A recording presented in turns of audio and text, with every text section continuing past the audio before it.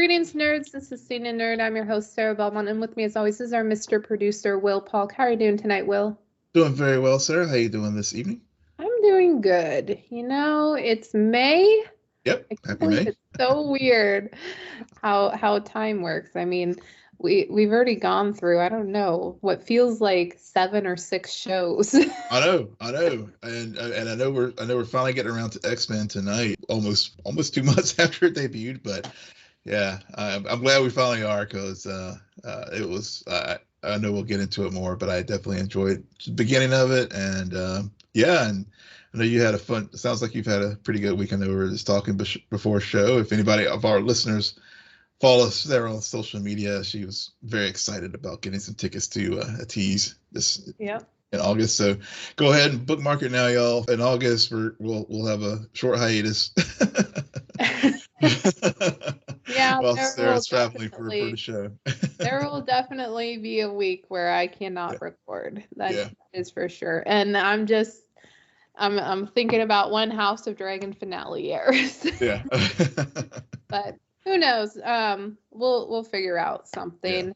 Yeah. But as we start new shows, we do have one bit of news to discuss.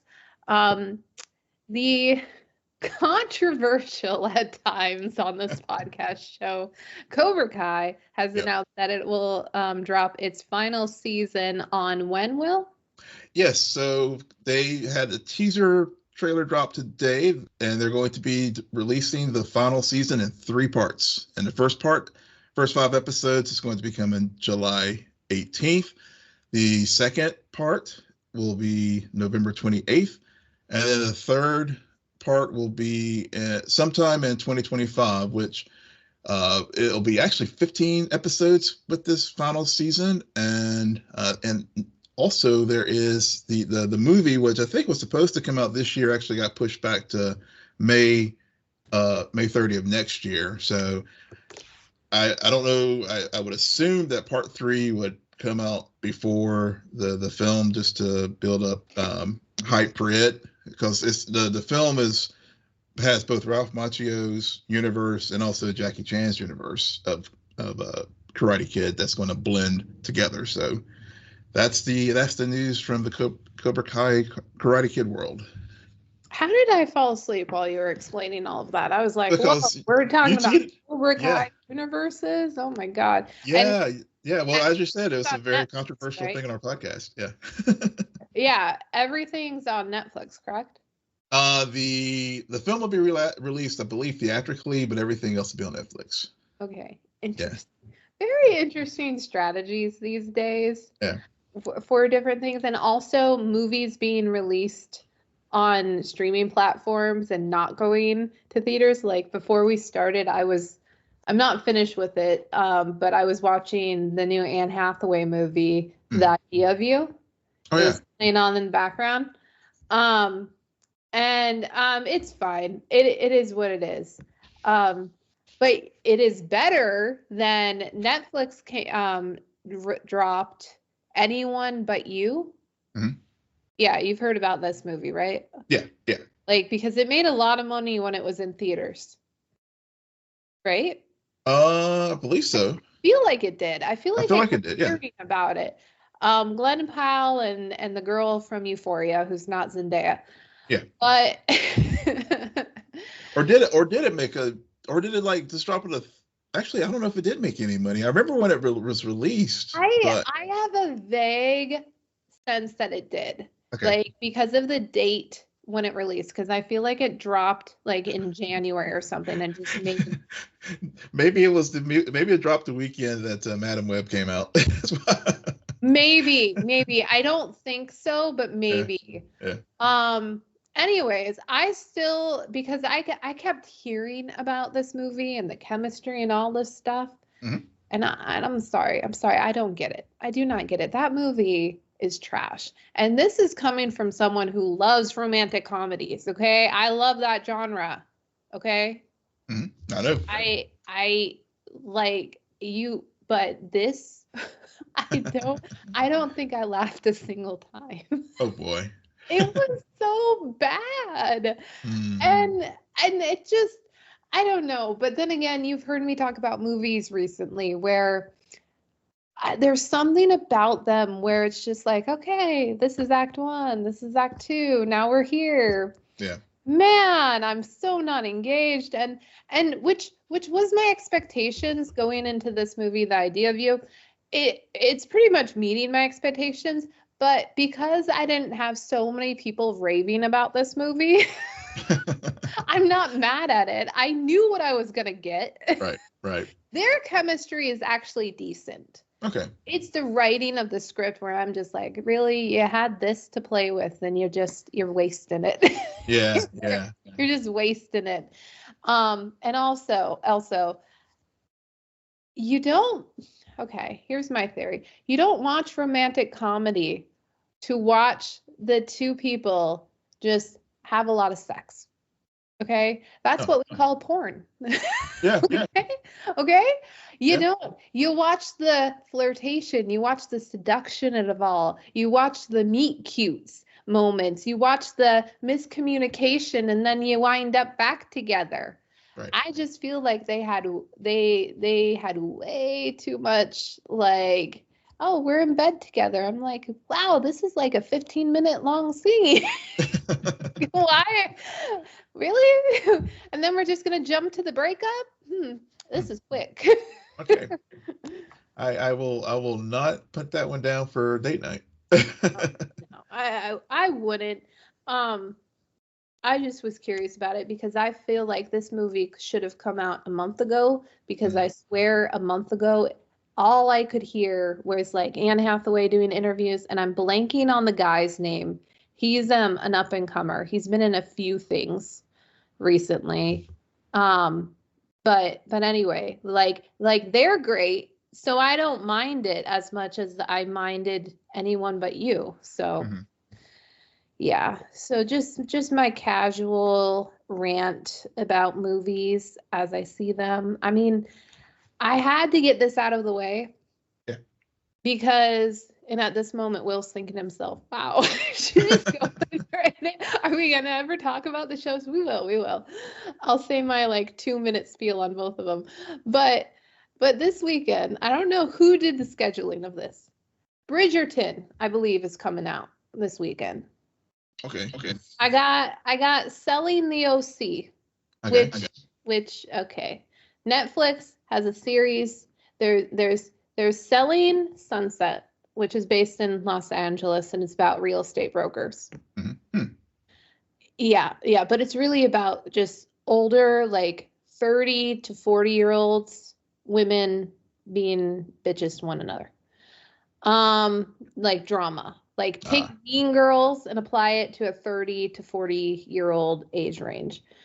And then it was so popular, they did a spinoff called Selling the OC, which has there's more guys and there's more other relationships. And I really am curious about this season 3 that's dropping tomorrow.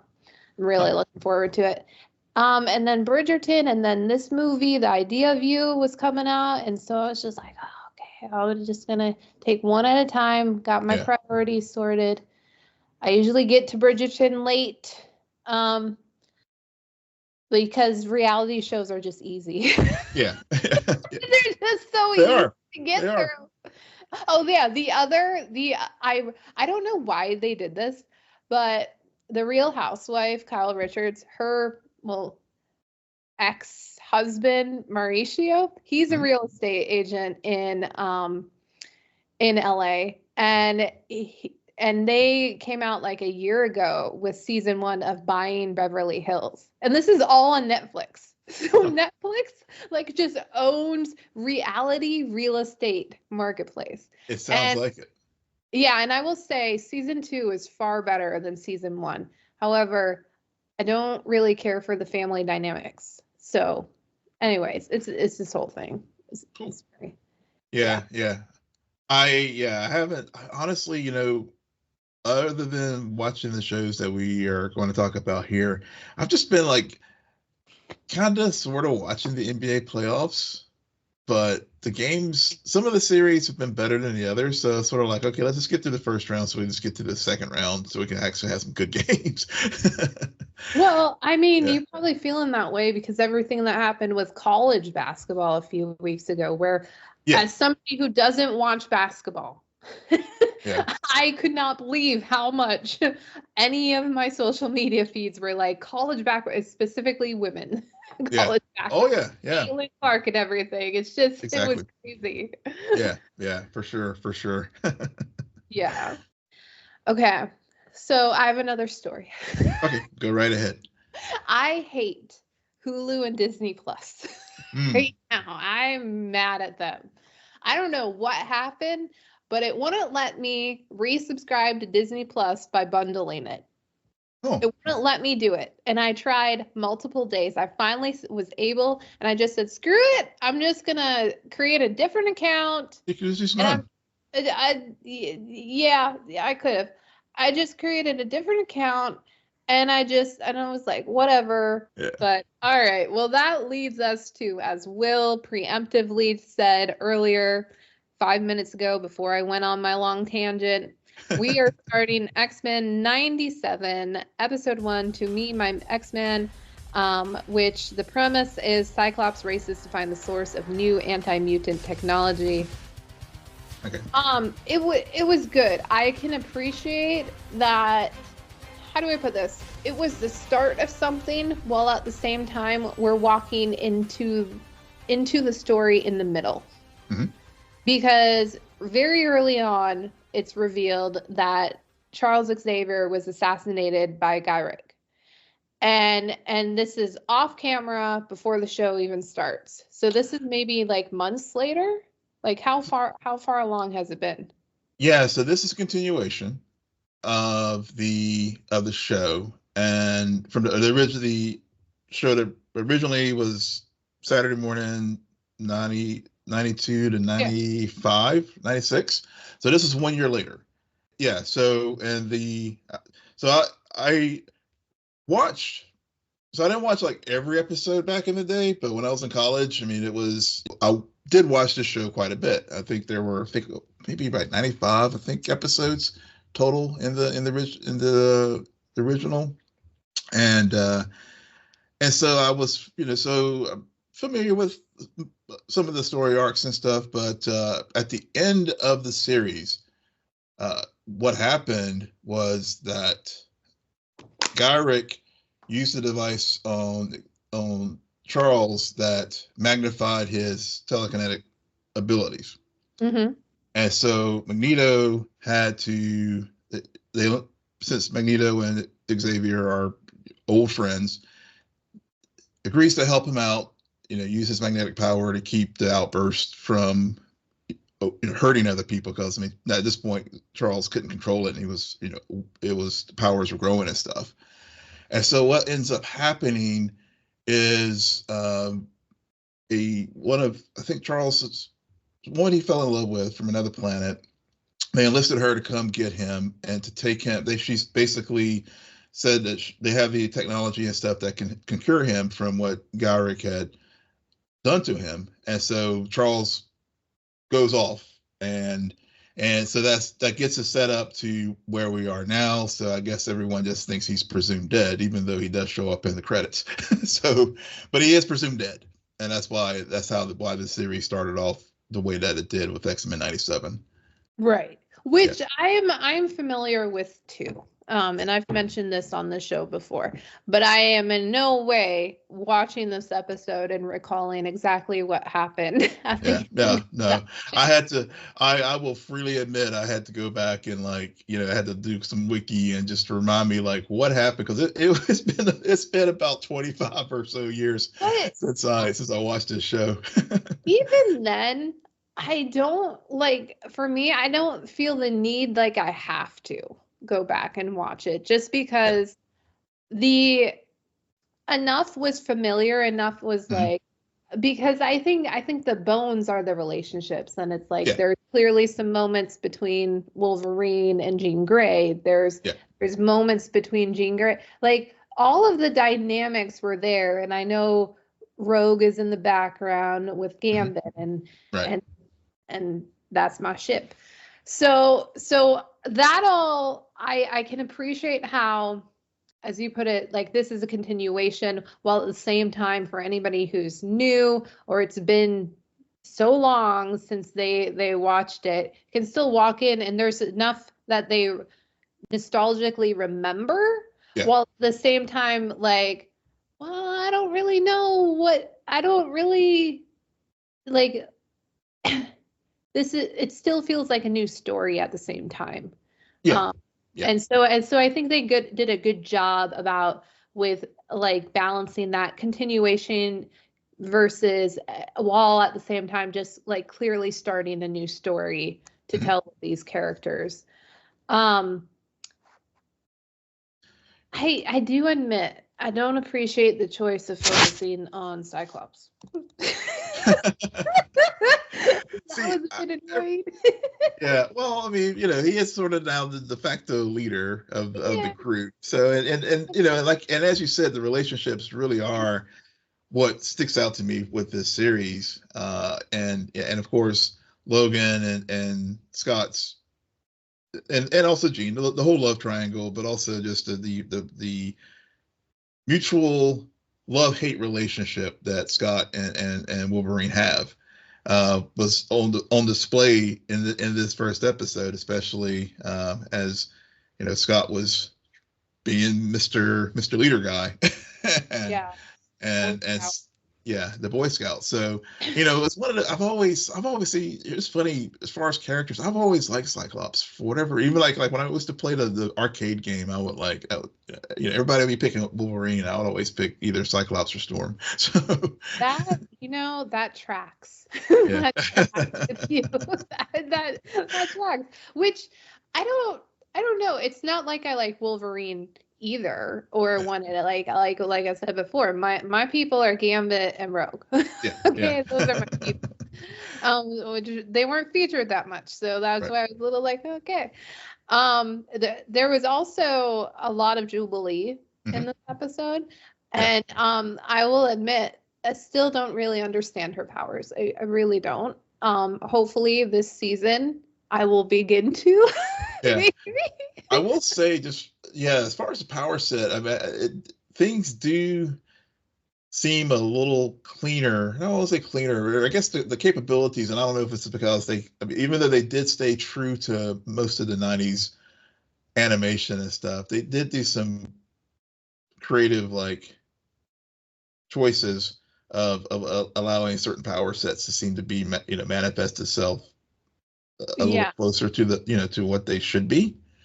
Um, but yeah, so I did like that aspect of the show. And like I said, as far as the aesthetic, I mean, as soon as the remixed theme came on, I was just like, oh, that's like a warm blanket of nostalgia. It was. It just, I mean, between the music and the art, Mhm. the design of everything, it really did feel nostalgic but current. Yeah, yeah, Like it brought up to speed, um, but not losing what made it so memorable to begin with and so impactful to a yeah. lot of people who Hmm. watched it. So this Robert DaCosta, he's Yeah. kind of like our the character that's saved, and then the X-Men are explained and or Hmm. revisited, if you will. And so what do you know about him? So I don't know much about him other than, I mean, I think his alias is Sunspot, and I think if I recall, he's one of the New Mutants. Okay. Um, and so yeah, and like you said, I mean, in this news in X-Men '97, he really is sort of playing the role of the audience, as far as sort of like how Jubilee was back in the days, so sort of establishing everything, uh, even Right. down even down to, I couldn't help but think about whenever whenever he first met Beast, when we were reintroduced to Beast, how the one thing that how the one scene in the Marvels stood out to me, like when we got the spoiler alert if you haven't watched that film, but when we were introduced to Beast, then in the lab when Rambo saw him, and I did get kind of feelings of that, and I think Jubilee was also introduced to Beast that same way. So there are a lot of callbacks to the original animated series, and now future stories as well with the show. So well, Jubilees tells like the first episode, which ironically, as she's explaining, I'm like, oh, she's recapping the first episode of this entire show. I don't know why that's so memorable, but it really is. And despite all of that, we still don't really understand her powers. She's like pyrotechnics. The curse of Jubilee. This is just all the pyrotechnics. Yeah.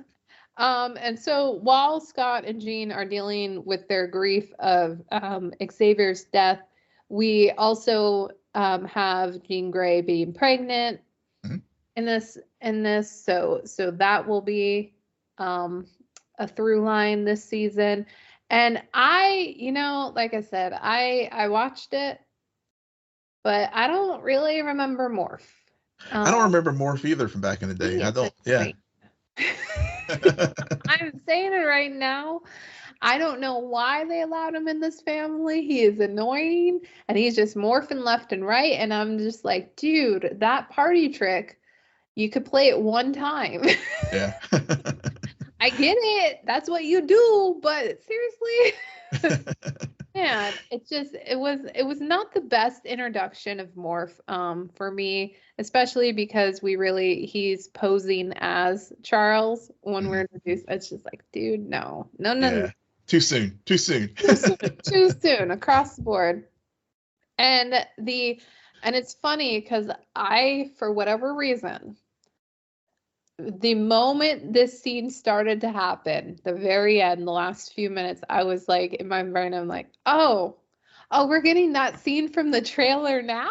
Okay. And it's the scene where Magneto is explaining to the X-Men that everything that Charles left behind is his, including the school, the house, the fortune, everything. So so Scott thought he was in charge, but oh no, it's actually going to be Magneto. So that's why it's called To Me, My X-Men.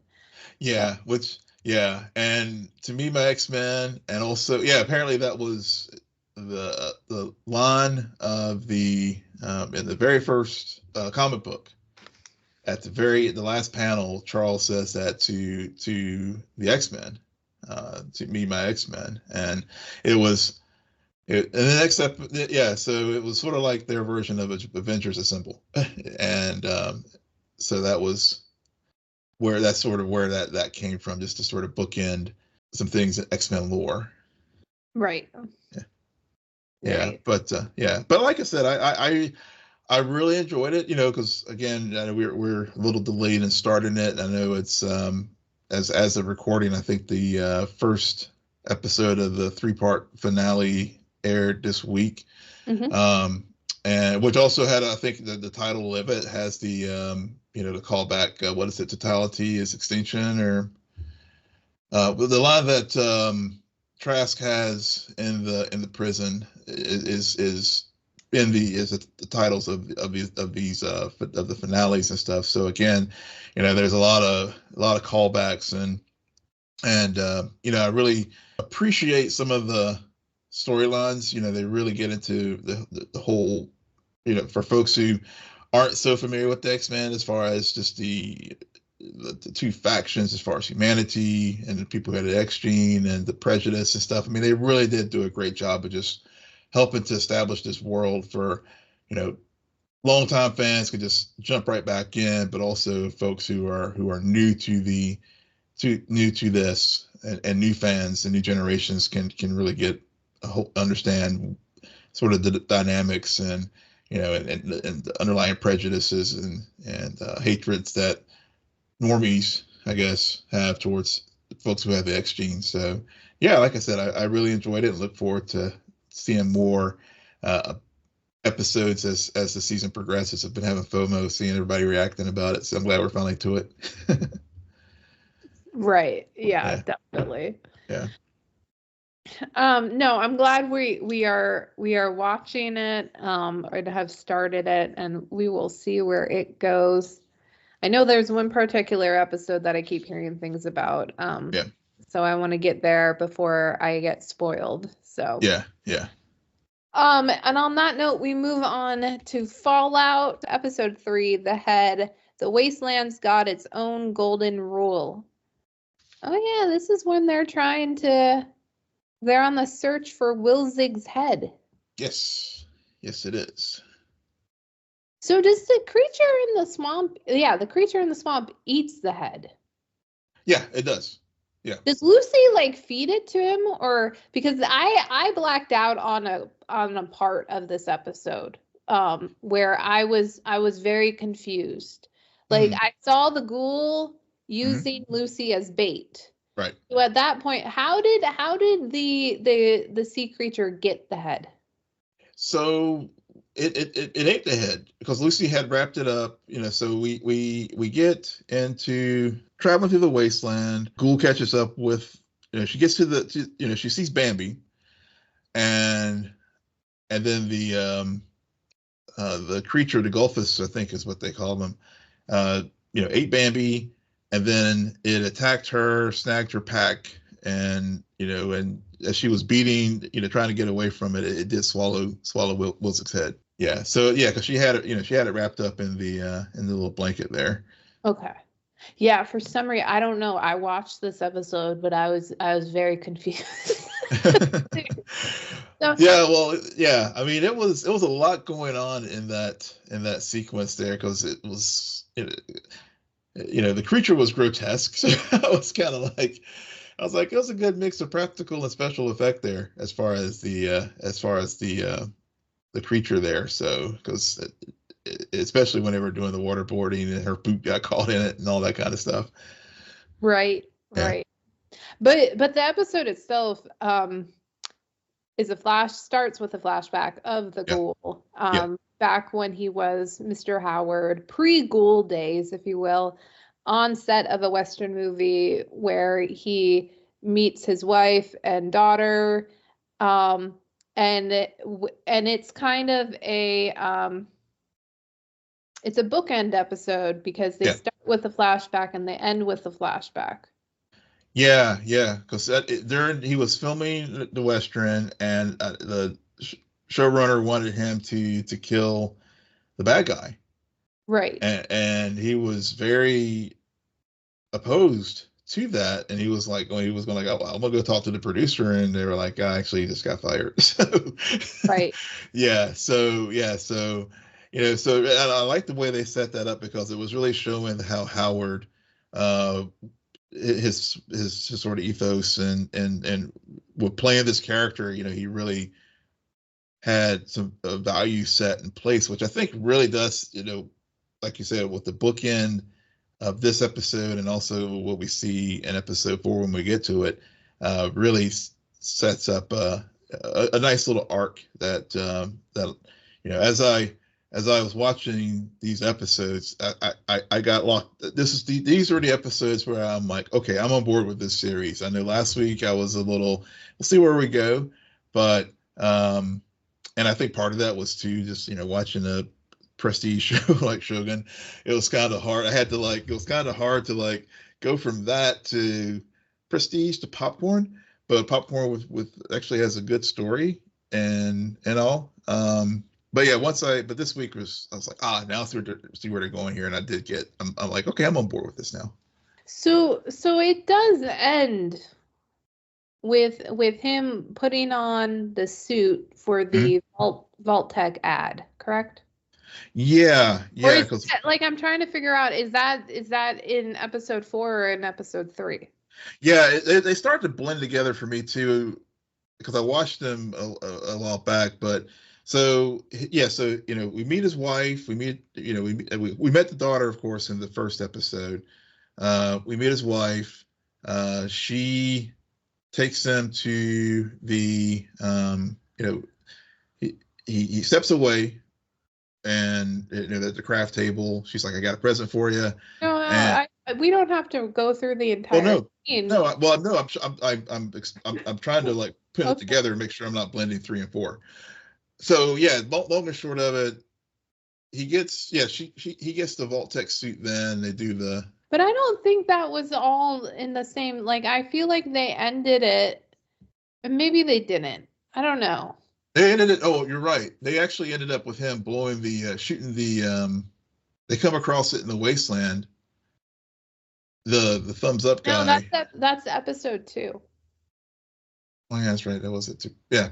Yeah. So it was episode 3. You know what? Long story short, hopefully people have watched the episodes. And so at some point between episode 3 and 4, we get the payoff of that final scene in the wasteland with the ghoul and the thumbs up. Like he is that guy, which I had suspicions about while watching episodes 1 and 2. Mm-hmm. They just confirmed it. And what I really took away from the whole sequence of him putting on the suit and becoming the ad campaign guy is, like, he makes a comment like, is this really impenetrable or something along those lines? Yeah, there's a block radiation. Yeah. Yeah. And then there's a look. And specifically between his wife and Vault-Tec. And I'm like, girl, what do you know? What are you setting up for your husband? Potentially ex-husband, if I remember the opening sequence of season 1 correctly, or of episode 1. I feel like there might have been trouble, but I'm not sure. Anyways, so that is the flashbacks. Flashbacks pertaining to the ghoul, very significant part of this whole series. Yeah. Yeah. And meanwhile, in present day, he's basically torturing Lucy while at the same time, like, beefing Lucy up from her vault days. Yeah. That's the best way to put it. I mean, he basically like did what did she end up drinking? In the next episode, so it was just radioactive water. Radioactive water. No, I'm following. For some reason I keep scrolling down to look at my episode 4 notes while we're talking about episode 3. I don't know. Roll it back. So he does torture her with the waterboarding, and he's using it as a bait for to get because he's looking for the head and stuff. But also, like, Lucy's naivete was just like on full display here, like, as far as what the golden rule is and all that kind of stuff. And I love the thing that, like you said, with the ghoul, he's definitely one of the standouts. He's like, the golden rule is out here in the wastelands is thou shalt get sidetracked by bullshit every goddamn day. And I was just like, yeah, he's just not into side quests here. Right. Yeah. He's very focused on his mission. I finding that head for Moldover. Well, is that who hired him? I think so. Okay. Because I didn't know if it was somebody else. Yeah. Or I don't know. Or it was the people who resurrected him there at the whoever hired the guys to resurrect him there at the beginning. Yeah. Which we don't know if that was Moldover or if it was somebody else. Right. So, what were what are your thoughts about Maximus this episode? So I'm glad Thaddeus was introduced, because that was the missing piece for Maximus. Whenever we see Maximus in this episode, dumbass is like, he takes off the armor, hangs it up there, which again just reinforces like everything that Michael Rappaport's character was like, you're not ready for this, and why he's just not cut out to be a knight, at least not at this stage of his career. Just to be so careless like that. But we also see again those edges of his dark side, because whenever Thaddeus is finally dispatched to help, and he quickly gets back in the suit. He for a moment thinks about popping his head, obviously because of Thaddeus was the guy that was bullying him there in the in the camp when we were first introduced to him. So, but I liked that pairing because I think that was what that character was missing, was someone to play off of, and I thought their routine definitely added depth to the story and where things are going with them, especially as they were trying to find the head as well. Yeah, I agree to an extent with you that Thaddeus added some humor and some levity to the Maximus of it all. Maximus as a character still confuses me, and not in a good way, where I still don't quite understand him. What he wants, how he thinks this is going to work out, like what where he comes from. Like, there's still a lot of mystery around there, while at the same time I'm just like, okay, give me some death. Give me some death. Well, to your point about to your point, I think that's the hanging up the armor really gets to something that you just said there, which is he doesn't know what the hell he's doing. He's just like, he wants to be the big Billy badass, but he's not equipped to be able to do it, training wise or mentality wise or whatever. Yeah, I mean, yeah, just like Lucy's not equipped to be in the wasteland. Yeah. Like I get it. It's a bit boring, but I get it. It's a bit boring.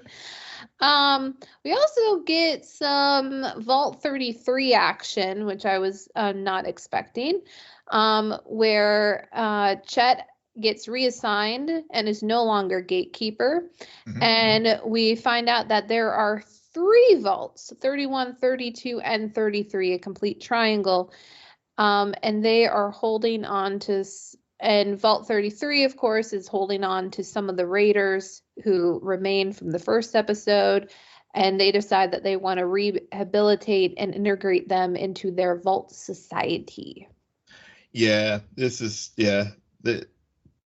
at least some of them do. I like Norm. Norm is one of those characters that's growing on me really fast. Norm's cool. Norm's cool. Yeah.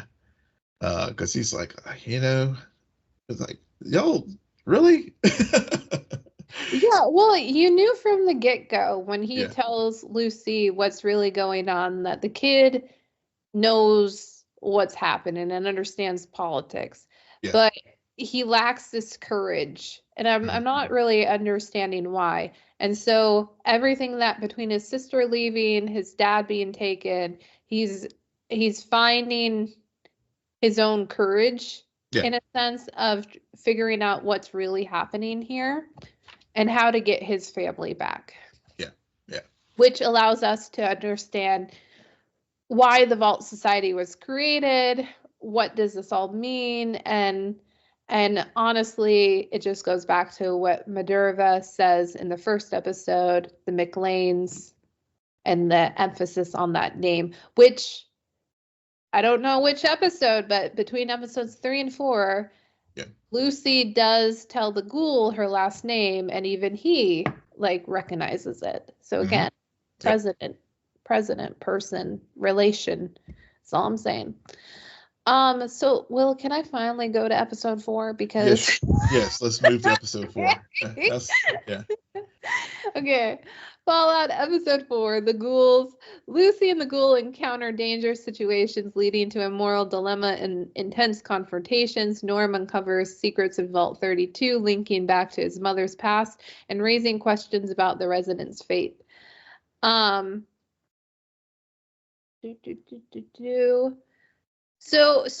in this episode, we learn about how a ghoul survives. And if they don't survive, they basically turn into like a zombie from The Walking Dead. Basically. Basically. Like I was watching it and I'm like, man, that's just a zombie from The Walking Dead. And they, to survive, they basically take drugs. Yeah. Yeah. So it's this mix of you become a Walking Dead zombie slash sober drug addict person going through severe withdrawal. So, and we get all introduced to this through a sequence with a ghoul named Roger, who is found at the Wasteland Clinic, and it's really Lucy's first introduction to what happens when a ghoul goes bad. Yeah, it's not pretty. It's not. It's terrifying. Yeah. And so, but you know what? The ghoul, he sees right through it. Him and Roger exchange some words. You think there's pleasantries going on, and then at the end of the day, the ghoul just shoots him, puts him out of the misery, and then makes Lucy help him basically carve out some meat and make some ass jerky. Yep. Ass jerky. Yeah. Jerky. So yeah. We have this ghoul Lucy dynamic going on in this episode. We do.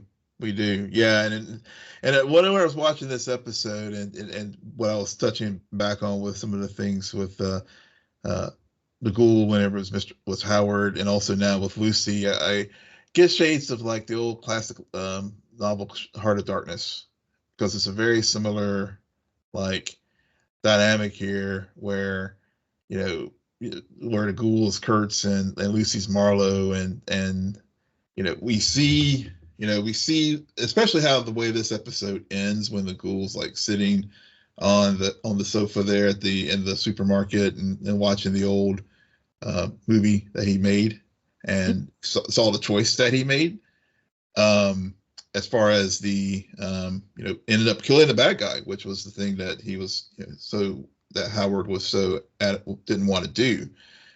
Whereas and we see and I use Lucy as Marlowe as far as just like the character who also as we're going deeper into the wasteland, she's also starting to lose some of that the vault naivete. She still has some, but but like she had to make some choices, like make an ash jerky, and then seeing the other ghouls in the supermarket there, and and whether or not she's going to turn into become hardened as well, like the ghoul did.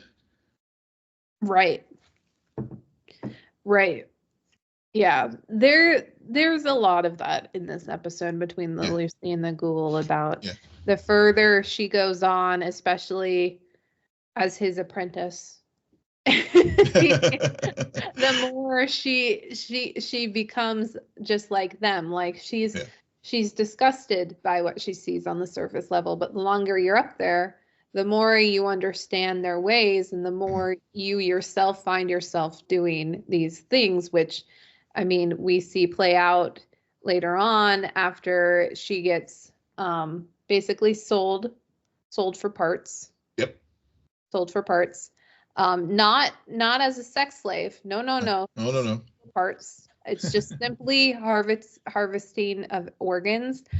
And she manages to fend off her robotic torturer, and decides to release the prisoners. And even though the guys are just like, you really want to include these? Do you really want to do this? and I mean, if Lucy took just half a second to look at what was behind those doors, she may realize that those were also ghouls who were like Roger.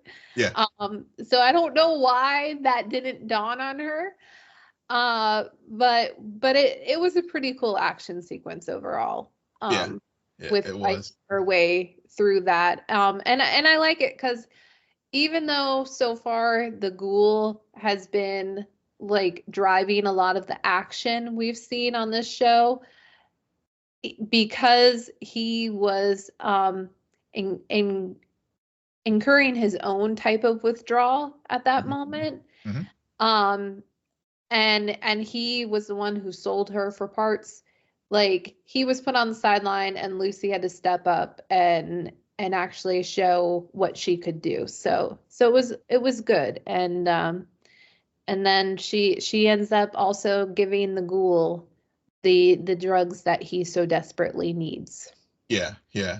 Which I think was, that was, as we were just talking about, I mean, if that was the thing, even though, she's having to do more. Like, she ended up having to kill Martha because, Martha was, and she was trying to rationalize with her. You don't need, she was with her as she was coming towards her after she released all the ghouls, and, Martha being one of the feral ones, and ultimately she did have to kill her, but then whenever she did take pity, or it still stayed true to who Lucy is, even though the ghoul has done all these things to her, made her drink radioactive water, cut off her finger after whenever they had after she bit off his finger, and then kind of eye for an eye and all that.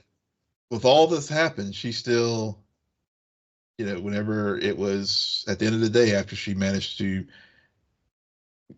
get out of that situation in the supermarket, she did take those vials out to him so that he could, he could live.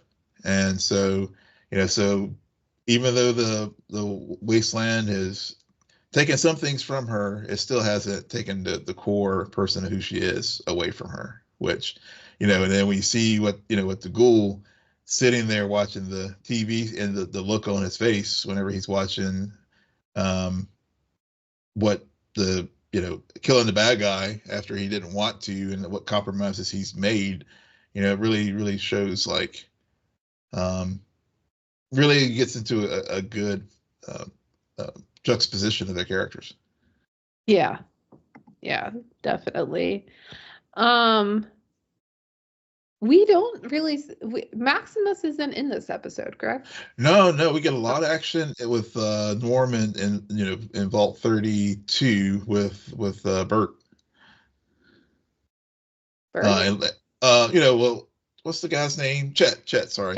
Chet. Yeah, Bert was the husband. Bert was her husband. Yeah, Chet. Yeah. I was just thinking about how her water broke in the last episode, because after she had Chet turn the sweater up. Incest, right?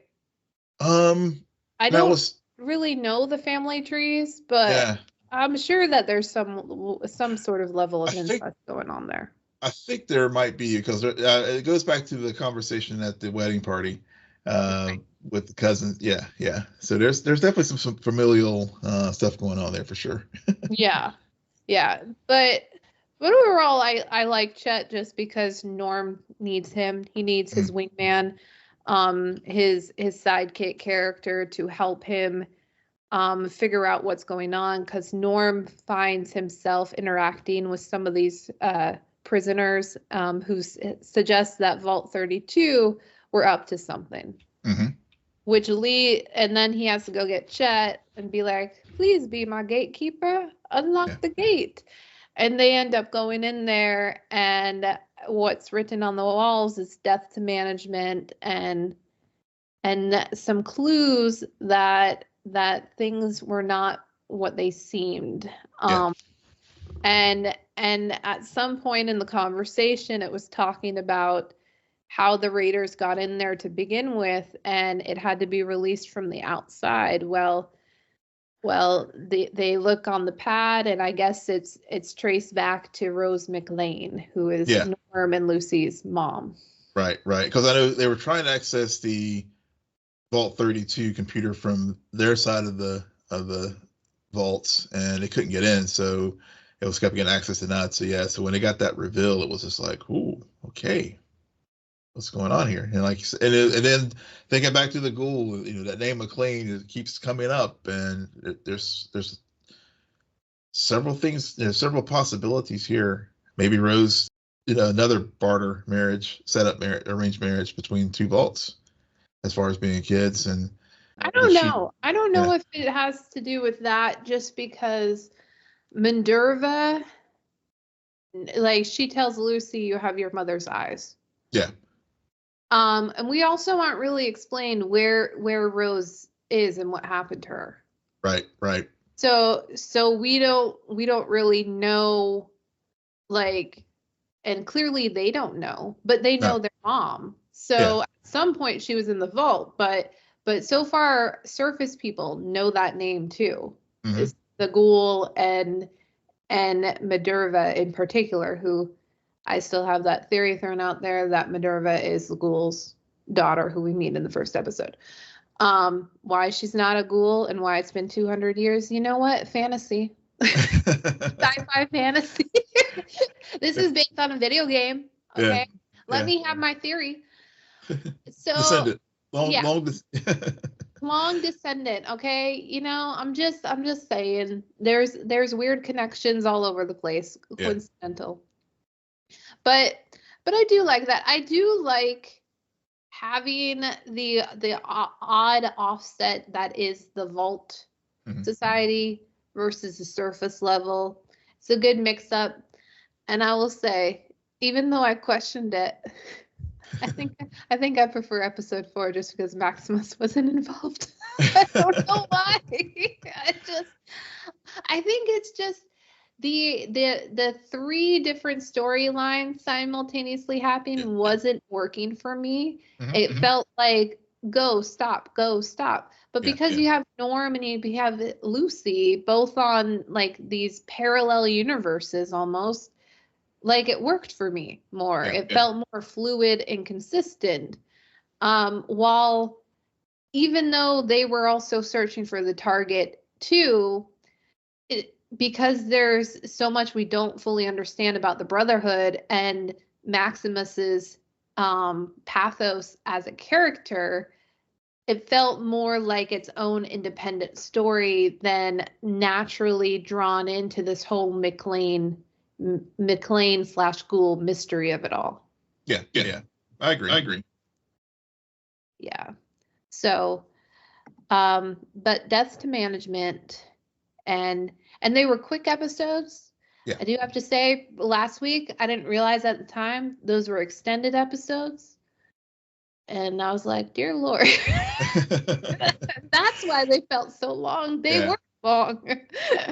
Well, like I said, I think these watching these 2 back to back really did. And I agree. I think I did like episode 4 better.